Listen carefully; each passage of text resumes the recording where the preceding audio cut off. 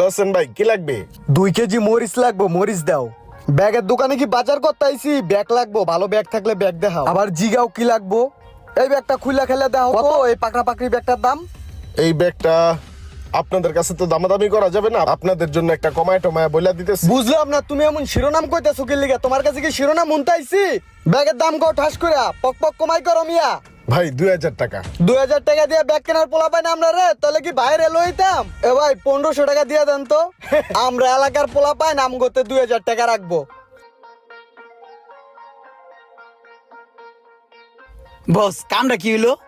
500 টাকার ব্যাগ 1500 টাকা দিয়ে গেল গা, বেচে লাইলেন।